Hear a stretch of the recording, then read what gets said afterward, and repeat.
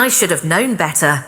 Turning 35 felt like the perfect moment to finally center myself. Just one evening where it wouldn't be about managing expectations, fixing someone's mess, or fronting another bill under the banner of family.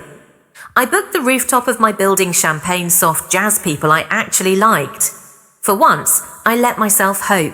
My name is Dory, and for most of my adult life, I've been the glue holding together people who didn't even notice they were pulling me apart. But that night was supposed to be different. That night was supposed to be mine. Until Leia, my younger sister, stood up with a champagne flute, her smile too wide, too rehearsed. "Before Dory gives her little speech, I have an announcement," she chirped. "Oscar and I are engaged." Applause erupted, glasses clinked. My mother dabbed fake tears and clutched her pearls. My father barely looked up. "And guess what?" Leia said, beaming right at me. "My amazing big sister Dory is going to be my maid of honor, and she's covering the whole wedding. We're getting married in Santorini." I don't remember what I said. Something like, "Of course." Something like, "Congratulations."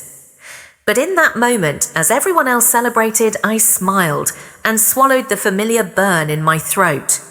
They thought I would cave again. They thought I'd pay again. What they didn't know, I was already packing my bags, and this time, I wasn't just walking away, I was burning the entire playbook they wrote for me. The rest of the night passed in a blur of polite smiles and backhanded hugs. People came up to congratulate me, as if being volunteered to bankroll a destination wedding was a badge of honor. I played along. I always played along. That was the role I'd perfected since childhood. Leia basked in the attention like it was oxygen. My mother clung to her side eyes, gleaming with approval, while my father retreated into his usual role of absentee financier, silent unless money was involved. At one point, Leia leaned in to whisper, "You're not mad, are you? I mean, this is Big Dory. I couldn't wait to tell everyone." She didn't wait, because she never had to. 4 years younger, prettier in that curated influencer way, and always the one the world made room for, she played the innocent little sister, while I played the responsible one. That meant I paid for college tuition she dropped halfway through, picked up our parents' mortgage, when Dad's real estate gamble flopped, and yes, even funded Leia's emergency rhinoplasty after her breakup with a B-list DJ. They all thought I'd forgotten, but I hadn't. Later that night, when the last of the guests had trickled out and Leia left in Oscar's arms, I poured myself a glass of wine and opened the folder I'd been keeping on my laptop for years. I called it Contributions, a spreadsheet of every dime I'd ever poured into my family's endless pit tuition, $28,400. Mortgage, $45,000. Leia's emergency surgery, $12,700. Miscellaneous expenses, clothes bills, flights handouts, another $30,000 at least, total $216 for 12 hours, not counting interest, not counting peace of mind. I stared at that number until it stopped looking like a dollar amount and started looking like motive.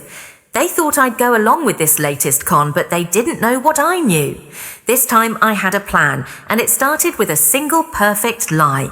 The next morning, I showed up to brunch wearing the same smile I'd worn my entire adult life, polished, polite, and completely false. My mother was already seated, fluttering through a bridal magazine as if the engagement had been her own.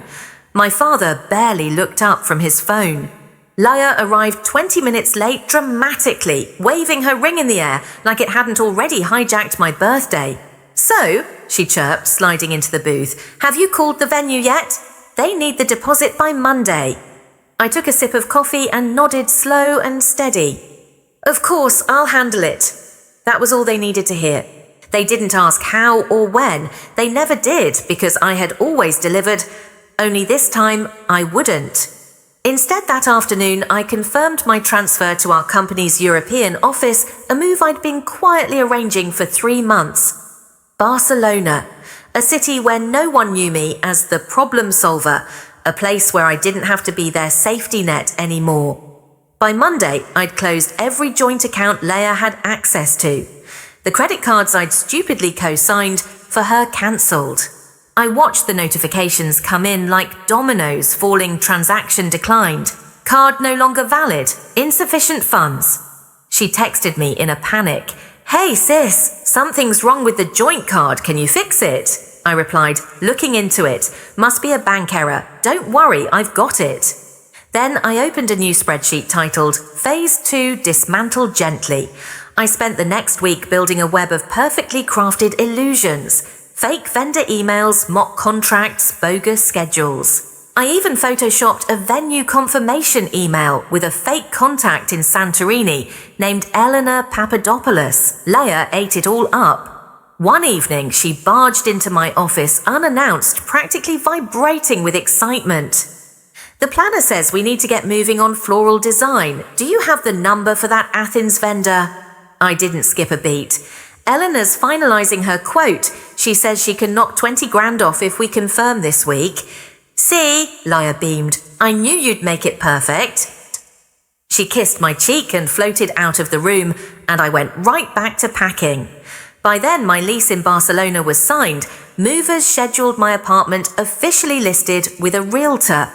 Even my HR department thought I was going to Phoenix for a leadership retreat. I'd left them just enough breadcrumbs to believe the story I wanted them to believe. Oscar, of course, started getting anxious.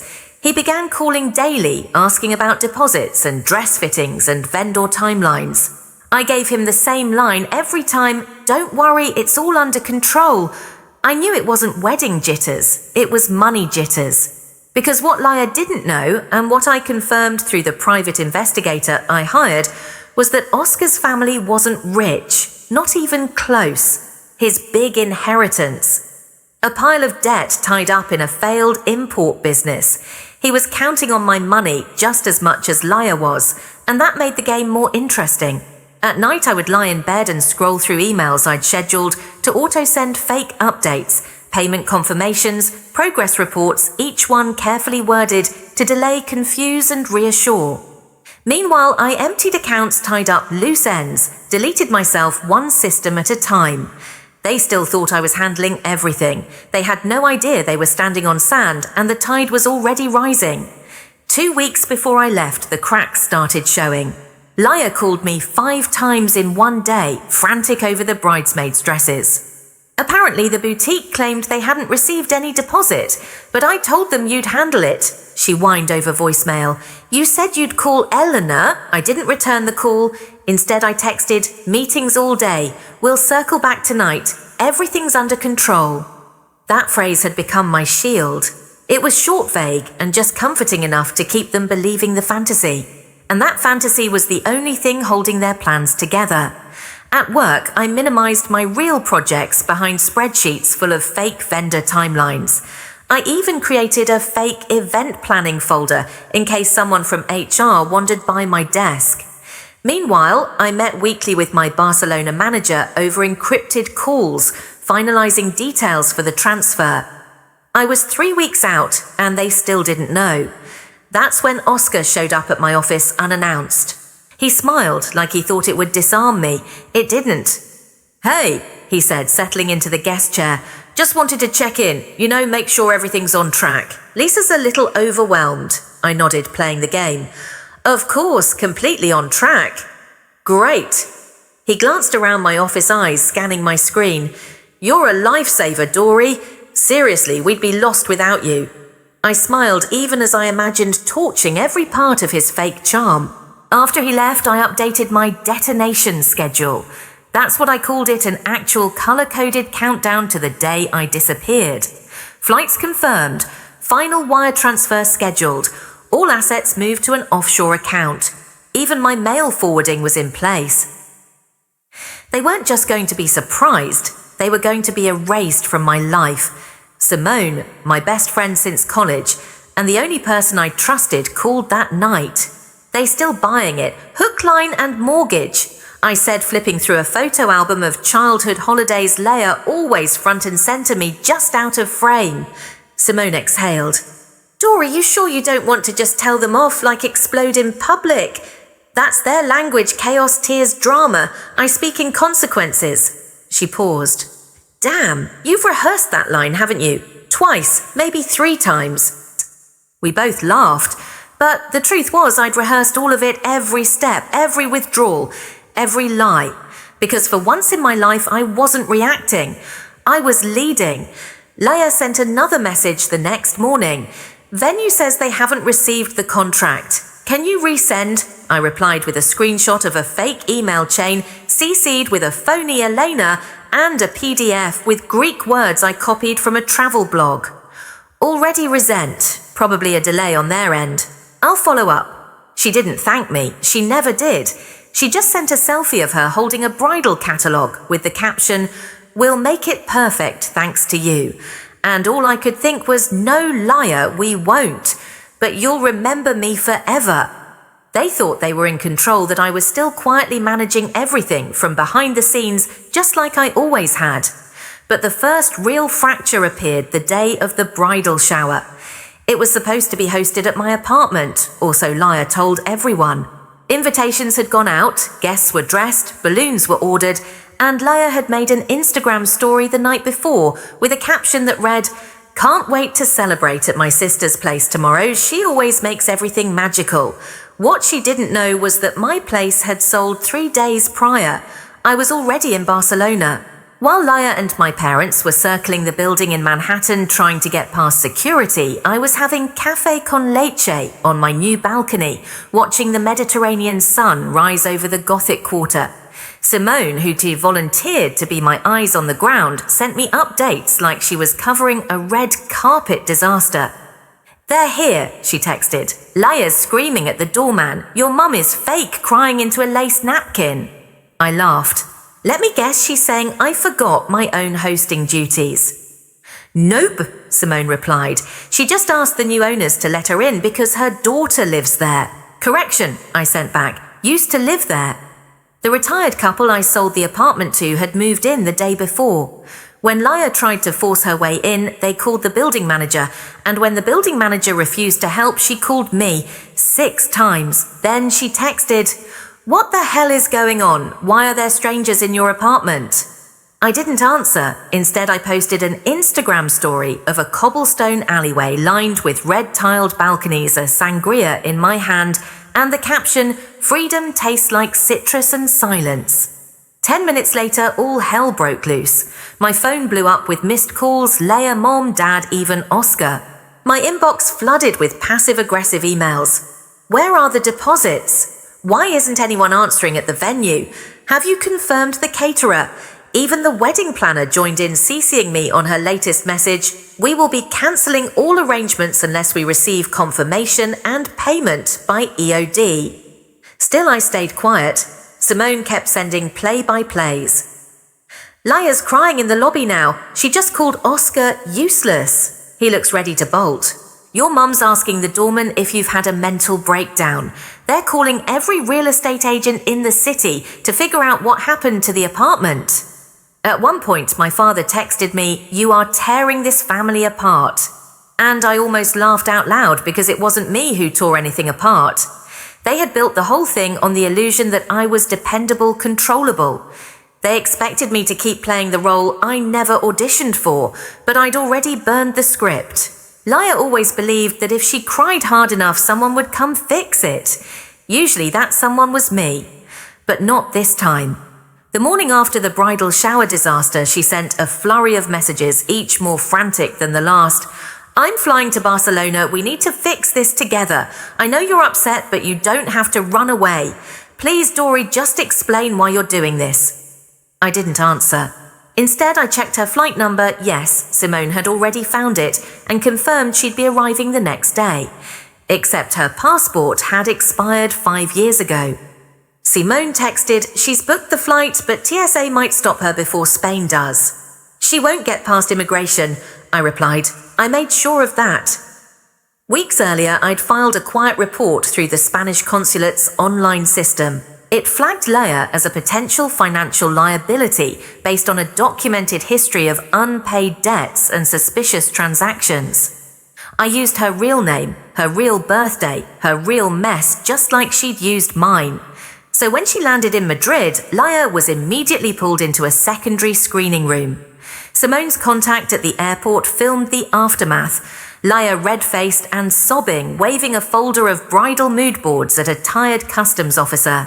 By the time she was escorted to the next available flight home, she'd made a scene in 2 languages, and not one person was rushing in to save her. That night I met Jerome for dinner. Yes, the same Jerome who left me 2 years ago because I was too married to my family's problems. Apparently watching me dismantle those problems from a distance had reignited something in him. Or maybe he just missed having dinner with someone who didn't ask for money between courses. We drank Rioja on a rooftop as the city glittered around us. He smiled over his glass. "You're glowing, you know." "That's called peace," I said. "It's new." My phone buzzed. Leia. I sighed, held up the screen. "Showtime." He nodded. "Let her speak, but only once." I answered and put it on speaker. Leia's voice cracked immediately. "You planned this. You knew I couldn't get into Spain." "You're right," I said calmly. "I did. But you've always helped me. Not anymore." There was a pause. What am I supposed to do now? Start with a job. Maybe 2. You've got bills to pay. Another pause. Then she tried a different tactic. "Oscar left. He said I lied to him, that I never confirmed the venue, that I forged your signature." "Did you? I was trying to buy time. You said you'd handle it. No, you said I would, and then you forged my name." Silence. I opened a folder on my laptop and pulled up the scanned documents, signatures, emails, text messages, all of it neatly organized. "You're in real trouble, Leia." Her voice dropped to a whisper. "Oscar says he's filing charges." "Good. Maybe that'll finally get your attention." "And Mom and Dad, they're devastated. They said you broke the family. They said that when I refused to co-sign another loan for their kitchen remodel, forgive me if I'm less than moved." I could hear her breathing, ragged, unsure. "I'm sorry, Dory. Really, I didn't know how bad it was. I didn't mean to. You didn't care to know. That's the difference." And with that, I hung up. She messaged me again 2 hours later. "Please, just one more chance." I replied with one sentence, "One chance is all you ever got." The next morning, Oscar's lawyer emailed me requesting a formal statement for the fraud case. I sent him everything: documents, screenshots, payment records. Within the hour, he confirmed that Leia had agreed to a written confession in exchange for a reduced settlement. That same day, a viral wedding blog published the full story, Scammer Bride of Barcelona, the 200K fantasy that crashed and burned. Simone texted, "Your sister's trending." I opened Twitter to see Leia's meltdown playing out in real time. Her GoFundMe had been shut down. Vendors were publicly calling her out. And somewhere in the middle of it all, she'd posted a photo of us from 10 years ago, me holding a cake, her blowing out the candles. The caption read, "I didn't realize how much I took until she stopped giving. Too little, too late." My father tried calling that evening. I let it go to voicemail. His voice for once wasn't angry. It was small. "Dory, we didn't know. We didn't mean for it to go this far." No, they never meant to get caught. The chaos didn't end overnight. Leia's name trended for 3 days. Wedding blogs dissected every detail of her destination scam, and vendors lined up to tell their side of the story. My inbox overflowed with messages from relatives, choosing sides from strangers, asking if it was real, and from my parents, alternating between denial and guilt. I responded to none of it. Instead, I adjusted the pillows on my Barcelona balcony chair, refilled my wine glass, and opened my laptop to a new email. "Senior Strategy Director, offer confirmed." I smiled. This time the title was mine. No strings, no favors, no family debts dragging behind me like a chain. Simone called. "Your mum's crying on Facebook Live again. Leia is hiding out at home. Oscar's lawyer says she's trying to negotiate a reduced settlement. You good?" I'm perfect, because this was never about revenge, not really. Revenge is reactive. This was liberation. I didn't destroy my family. I simply stopped financing their delusions. They called it betrayal, abandonment, cruelty, but I called it truth, a truth I'd swallowed for years while they mistook my silence for consent. I was done explaining, done justifying, done saving people who only saw me as useful. Liar emailed one last time, "I'm sorry, I'm trying to change." I didn't respond. Some chapters don't need closure, they just need to end. And this one, it was mine to write from the very beginning to the very last word. I didn't disappear. I finally showed up for myself.